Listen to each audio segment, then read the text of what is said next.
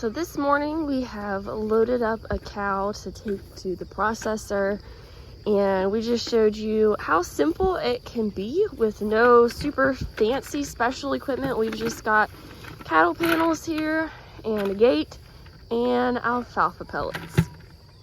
So while yes, a cattle chute and all that would be nice, just being a small farm with a small herd, it's just not really practical for us right now.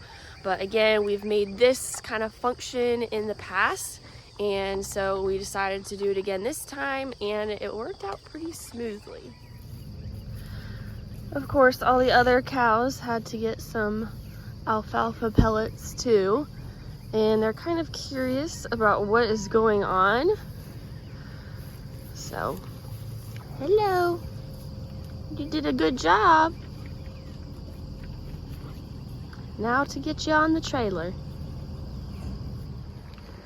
So Jeremiah backed up the trailer to the gate, and we're gonna slide the gate out and try to get her to walk on.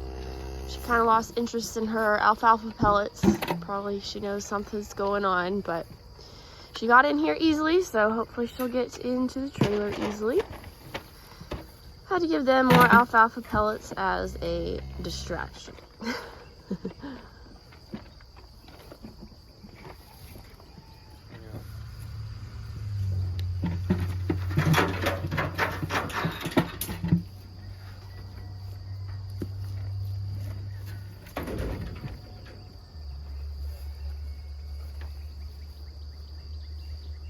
You gonna go on easy for us?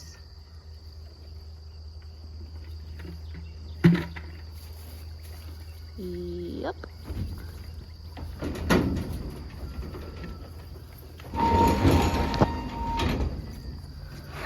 And there we go.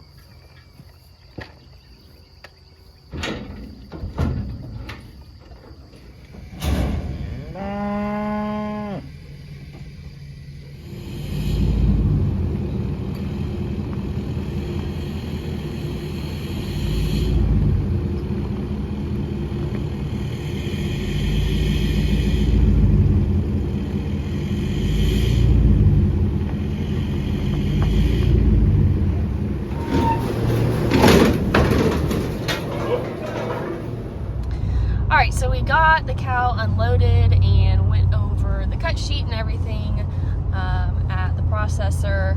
And since she is a little bit of an older cow, we were a little bit more choosy in certain cuts. But we did get quite a few different things just to try out and see. Since she has been grass-fed, we're hoping that she's still pretty tender and things are still good. Just going over a couple of things. So the reason why we were using alfalfa pellets when loading her up and everything instead of grain is because we do 100% grass-fed. And our reasoning for bringing her and culling her is just because she is getting up there in age, and her calf this year was stillborn, and so just to avoid any other birthing issues in the future, we just decided to go ahead and bring her to the processor. So now we're heading just about 10 minutes away to the processor we use for our pigs to pick up all the pork from the 6 pigs that we took about 2 or 3 weeks ago. And so once we get all that, it'll be a lot of unloading and organizing in the freezer once we get home. So we made it home, and this is the aftermath of all of the pork that we got and got organized in the freezers. And so just going to show you a little bit about that. And these boxes will come in handy when we start selling all this pork and sell some of our different meat bundles. So in this freezer we were able to fit all the bacon, pork chops, and Maple Little Link sausages.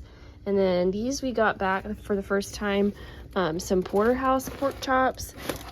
And then there's pork loin in there. And then these are the 3 hams. We had never gotten smoked hams, so we got 3 back this time to try out. This is the sausage freezer. So it fit all the sausage except those maple links that we showed you. But we've got some bulk sausage down here, kielbasa, bratwurst, lots of those, patties. We got Cajun links back this time.